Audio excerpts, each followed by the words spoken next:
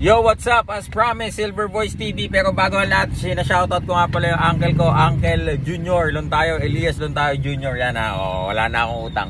Okay mga kaibigan, ito po ay reaction dito sa mga statements ni Boom Boom Boom.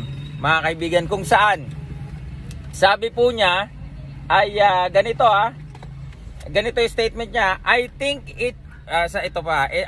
it could be a title eliminator, sabi niya. Okay. Isa sa mga ano niya yan, statement niya dun sa kanyang vlog, yung bagong vlog niya.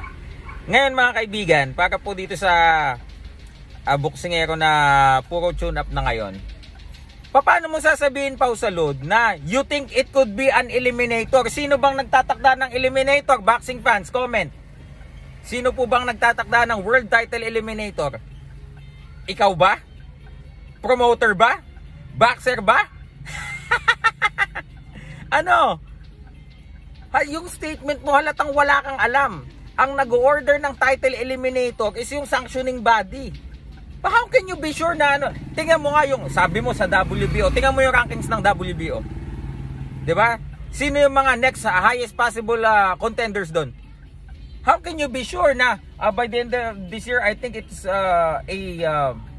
it could be a title eliminator? What? Men, ito real talk, boom boom boom ha. Sa mata ng mga legit, nakakatawa ka. Sa mata ng mga legit, 'di ba, hindi mo alam kung ano ang nasasabi nila about you because ang hilig mong magsabi ng mga kataga, ng mga statements na hindi naman accurate. Brad, kung hindi mo alam, magtanong ka. 'Di ba? Kung hindi mo alam, be careful sa mga terms na gagamitin mo kasi unang-una may maliligaw ka. Influencer ka, may mga nanonood sa iyo eh. Pangalawa, nagpakita ka ng mga records nitong puro tune up na. Sabi mo yung thread. Sabi mo nung 2019, 2020, 2021, 2022, 2023, puro isa lang ang laban, fake news. Noong 2019, si Sulani Tete lang pinakita mo. Nasaan doon yung laban ni Ramirez na pinomote namin dito sa Manila? Andong ka pa, pumunta ka pa. Ba't hindi mo pinakita?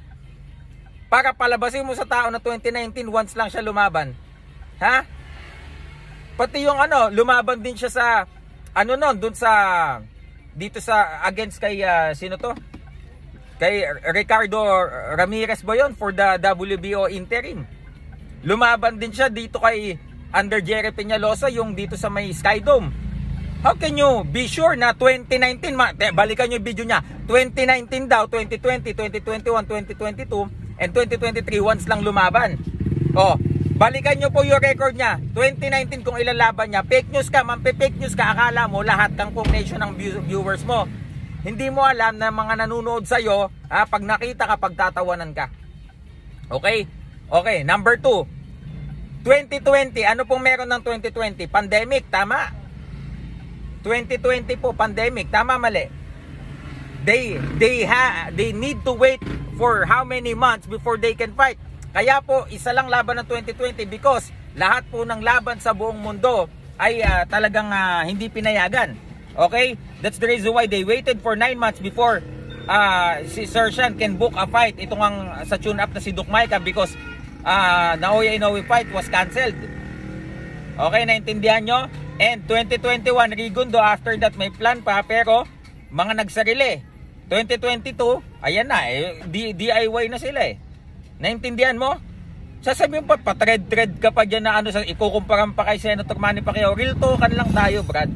Okay? Fake news ka eh. Paano mo ngayon ipapaliwanag na yung 2019 sinabi mong isang laban lang? Yung thread na sinasabi mo. Because you cannot use that term thread if it is untrue. 'Di ba? Yung sinasabi mong 2019 isa lang laban, you cannot use that as an example kung hindi naman totoo. Since you use 2019 as an example, patunayan mo sa akin ngayon na once lang siyang lumaban ng 2019. Pag hindi mo na patunayan, burahin mo na channel mo. Silver Voice TV. Basag ka na naman, boom boom boom. Peace.